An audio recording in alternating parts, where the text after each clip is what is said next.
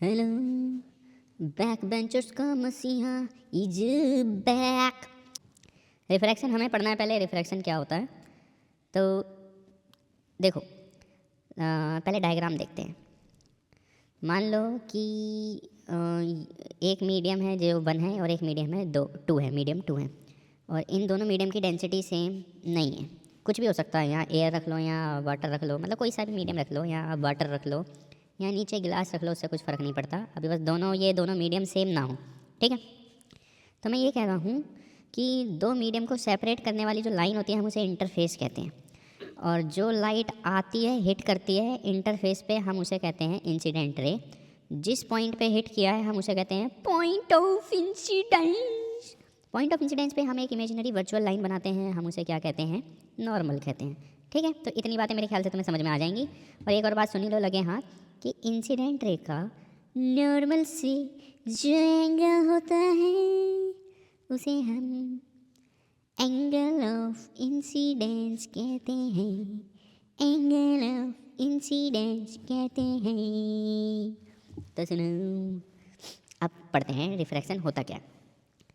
जब लाइट रे तिरछी ट्रैवल करे एक ट्रांसपेरेंट मीडियम से किसी दूसरे ट्रांसपेरेंट मीडियम में, और दोनों मीडियम की डेंसिटी हो डिफरेंट, तो लाइट रे क्या करती है, झुक जाती है। जैसे वो झुक गई थी लाइट रे बैंड हो जाती है, ठीक है। अब ये एक डायग्राम मैंने पहले से बना रखा है, ये तुम्हें बहुत इंपॉर्टेंट बात समझाएगा। अगर लाइट रे इंटरफेस पे 90 डिग्री पे आए तो वो जैसी आएगी वैसी चली जाएगी, वो बैंड नहीं होगी, ना तो लेफ़्ट ना तो राइट, ठीक है। इस केस में हम कहते हैं कि रिफ्रैक्शन हुआ ही नहीं है। तो कुल मिला के रिफ्रैक्शन है क्या। रिफ्रैक्शन जो है कि मीडियम है 2 और लाइट तिरछी आ रही है, जानी तो सीधे थी, पर या तो वो इधर झुक जाए या उधर झुक जाए, झुकेगी तो है और जहाँ झुके वहीं पर ही, समझ गई ना। अब आगे सुनो क्या मैं कह रहा हूँ।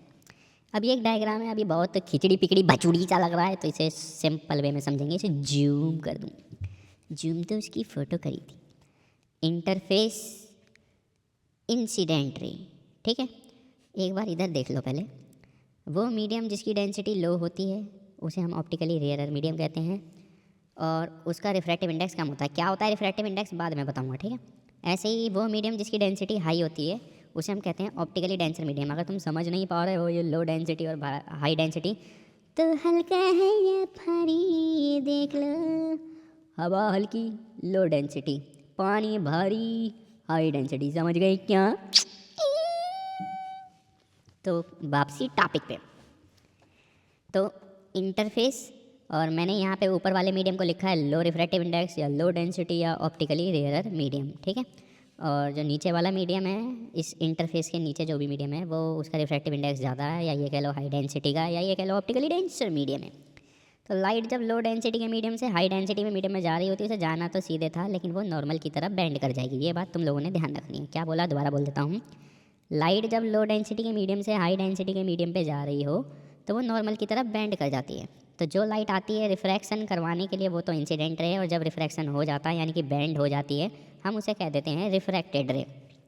और पॉइंट ऑफ इंसिडेंस पे मैंने बोला था जो एक इमेजिनरी लाइन हमने बना रखी है हम उसे क्या कहते हैं, नॉर्मल। तो इंसिडेंट रे का नॉर्मल से जो एंगल होता है उसे कहते हैं एंगल ऑफ इंसिडेंस, और नॉर्मल का रिफ्रैक्टेड रे से जो एंगल होता है उसे हम कहते हैं एंगल ऑफ रिफ्रैक्शन, ठीक है। तो मेरे ख्याल से इतनी बात तुम्हें समझ में आ गई, और ये मैंने यहाँ पे लिख भी दी है।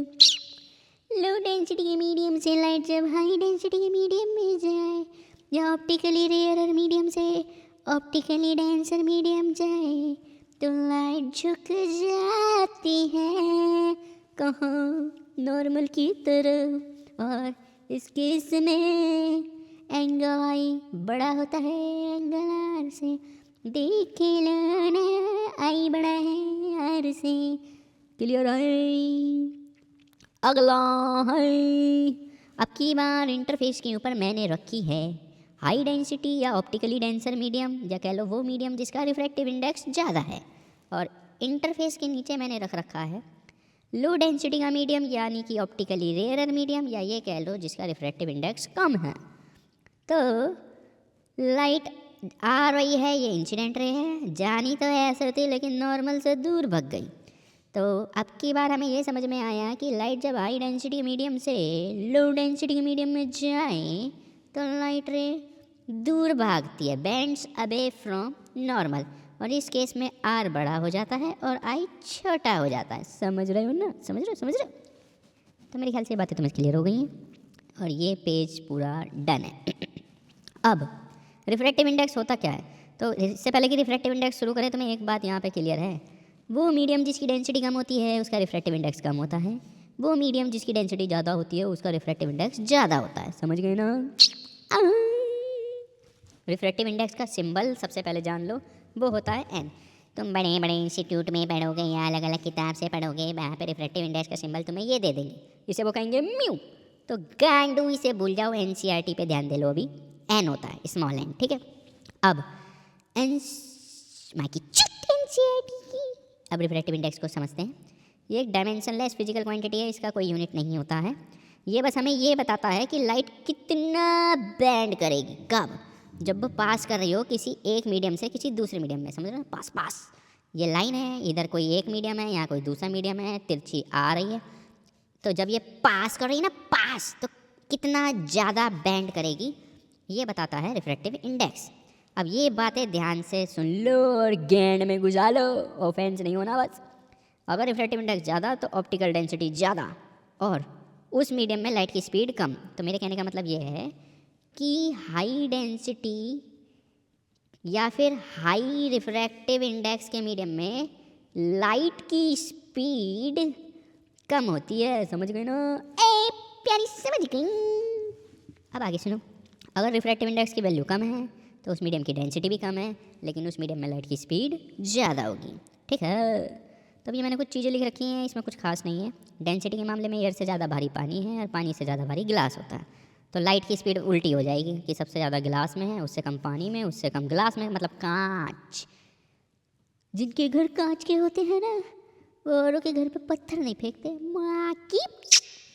और रिफ्रैक्टिव इंडेक्स का मैंने बता दिया, अगर डेंसिटी जिस ऑर्डर में बढ़ रही है रिफ्रैक्टिव इंडेक्स भी उसी ऑर्डर में बढ़ रहा है, खाली की।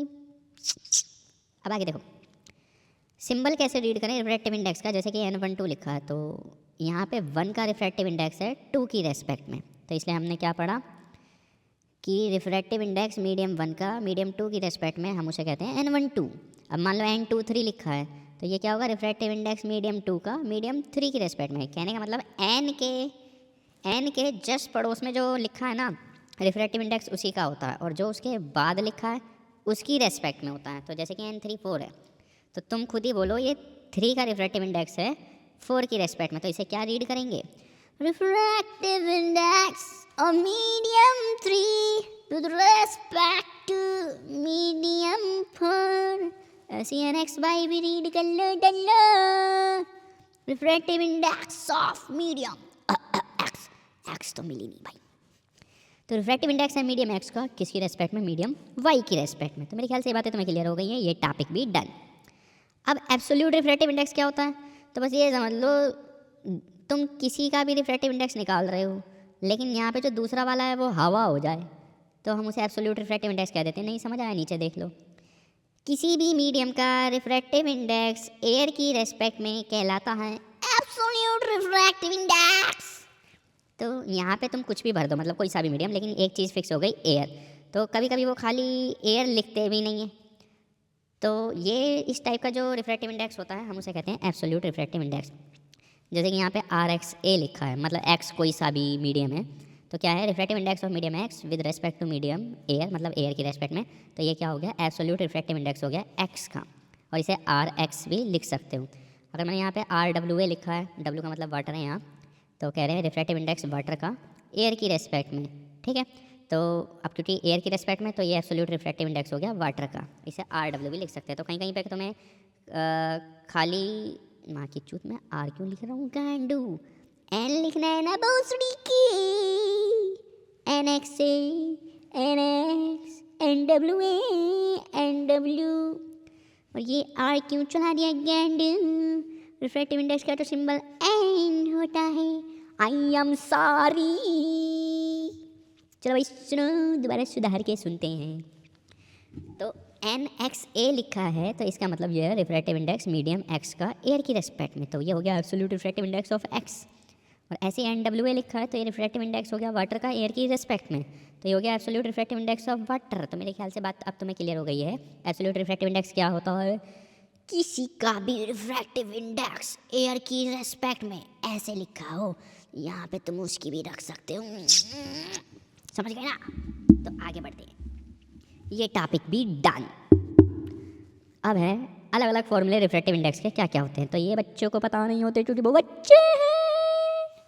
तो N12 पहले देखो, N12 को क्या रीड करोगे? Refractive index of medium 1 with respect to medium 2। तो N1 अपॉन में N2 याद रखना, V2 अपॉन में V1 याद रखना, और 1 अपॉन में N21, ऐसे तो याद रखना ही पड़ेगा, ठीक है ना? एक और देख लो, ऊपर वाले से कंपेयर करा लो। जिसका रिफ्रैक्टिव इंडेक्स होता है तो वो ऊपर रख देते हैं उसका एब्सोल्यूट वाला, और जिसकी रेस्पेक्ट में होता है उसका एब्सोल्यूट वाला नीचे रख देते हैं।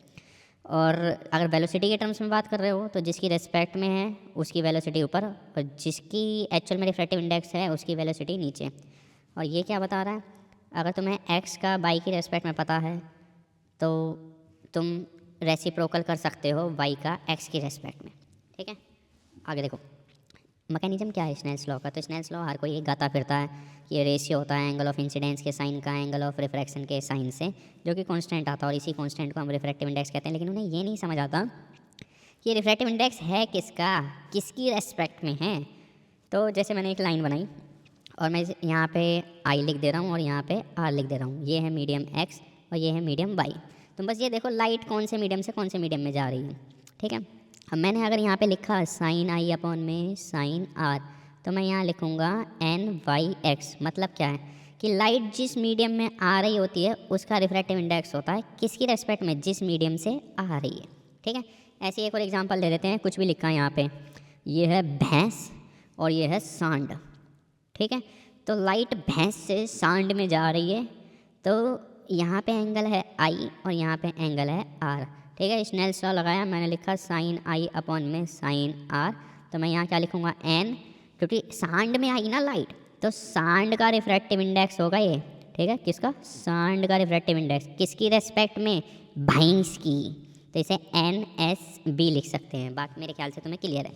स्नेल्स लॉ लगाते वक्त ज़रूर ध्यान रखना कि लाइट जिस मीडियम में आती है ना, घुसती है ना, समझ लो, जिस मीडियम में घुसती है उसका रिफ्रैक्टिव इंडेक्स होता है, और किसकी रेस्पेक्ट में होता है? जिस मीडियम से लाइट आ रही हो। सिंपल, खत्म, लाला पुच्ची।